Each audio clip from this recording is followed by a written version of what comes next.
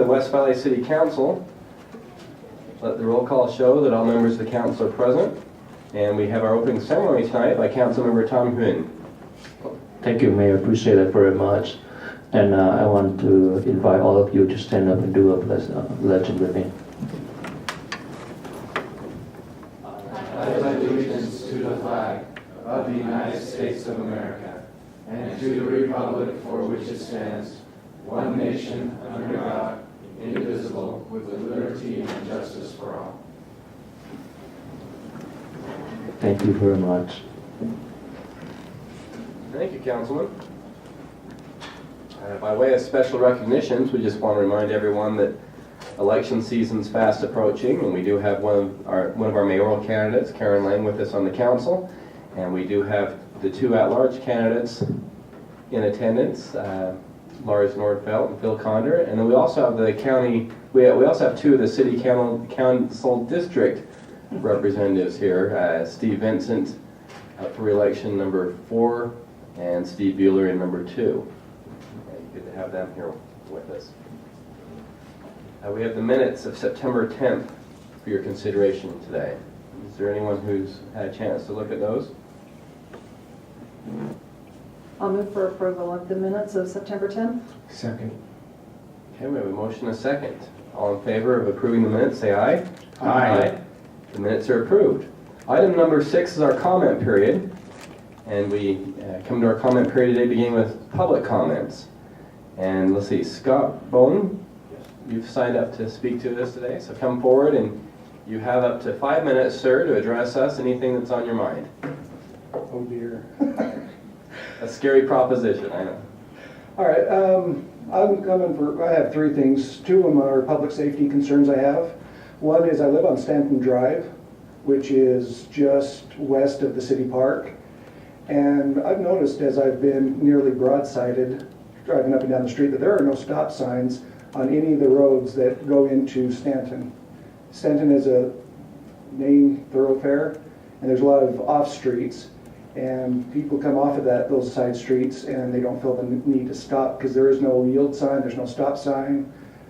And I've been close to being broadsided several times, and I'd like to know if there's anything that the city can do to help alleviate that. A couple of years ago at our night out, Debbie, the officer that was in charge of our neighborhood, was surprised when she saw that there weren't any stop signs.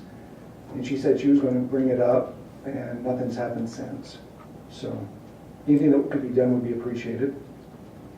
Also, one of the chores I get is to take my kids to school in the morning, and this is the first year my daughter's been going to Granger, and there's been several times I've come down 35th South in the center lane, and I've had to wait through an entire light because people turning in front of Granger from 35th South westbound block the intersection through the whole light. And there's been several times I've seen the high school kids coming across the crosswalk coming close to getting hit because people are trying to get out of the intersection because people that are going eastbound on 35th are honking at them to get out of the way.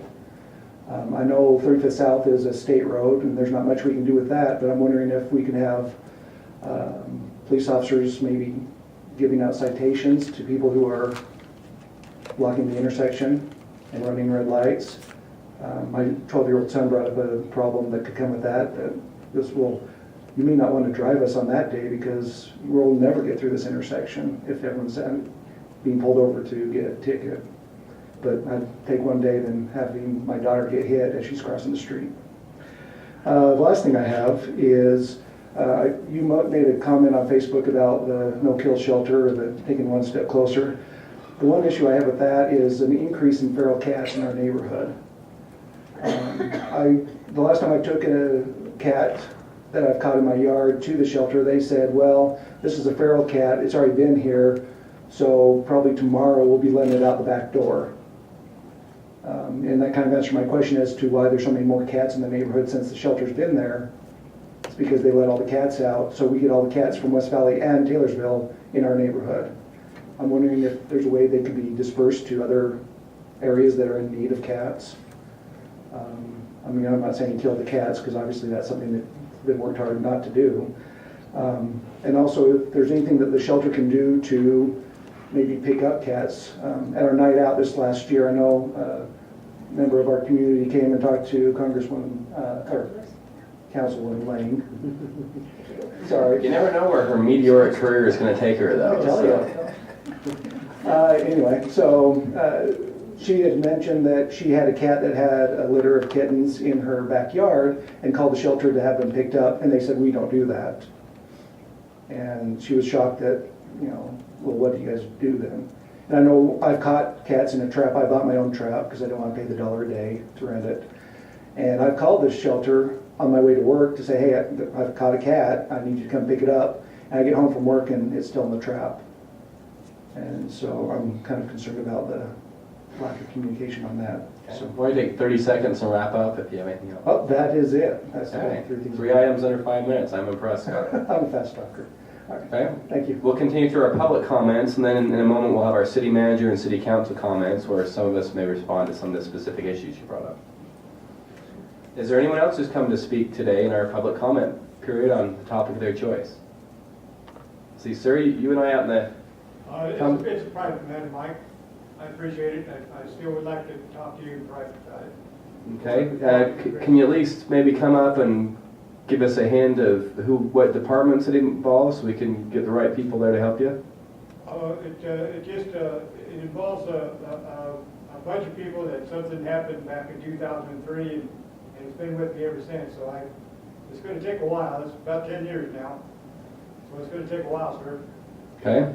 So obviously no one can make you come up the microphone, so yeah, we can deal with that in another format, I guess. Is there anyone else who's come to speak in our public comment period today? Okay. Let's go to item 6B then, which is our city manager comments. We have our acting city manager, Paul Isaac, with us tonight. I don't have any comments except just to commend Mr. Bowen. I appreciate his insight and comments, and we'll look into every one of those things.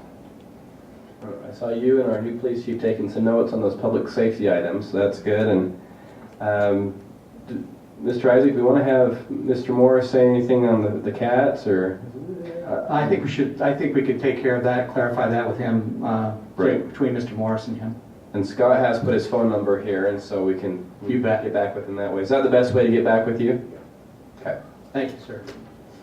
Okay, 6C, city council comments. Council members, is there anything?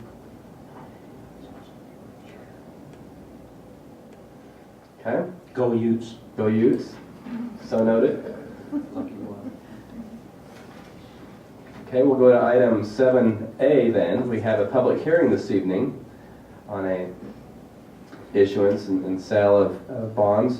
Mr. Isaac, would you please introduce that item? Yeah, thank you, Mayor. This is a public hearing for the purpose of just receiving input, if any, for the issuance and sale of $1.5 million worth of storm sewer revenue bonds to purchase 32 acres of property. There is no action needed by the City Council. It's just part of the process that we need to have public input. Okay, we now open the public hearing regarding the issuance and sale of these bonds. Is there anyone here who's come to speak on that matter? Okay, seeing none, I close the public hearing. As Mr. Isaac mentioned, we're not taking any action on that tonight. Just by law, had to open that up for input. We do have a resolution this evening, 13-141. Mr. Isaac, could you introduce that one, please? Thank you. This resolution is to approve the purchase of repair services for our water slide at the fitness center. In the amount of $37,895 is to be awarded to Tekka Aquatics. Okay, no more big chunks of paint peeling down the water slide. That's a good thing. Council, any comments, questions, or motion on 141? Mayor, move for approval of 13-141. Second. Okay, we have a motion and a second. Any discussion to that item? I just remember that as a kid going down the spillways and wearing holes in my shorts. And we don't want that to happen on a slide. And For a lot of reasons. Okay, so we have a motion and a second. Any further comments? Okay, all in favor of approving 13-141, say aye. Aye. That is approved. Any need for executive session tonight, Mr. Isaac? No, sir. Or anyone else for that matter? Okay, then we'll come to item 10, which is to adjourn the regular city council meeting.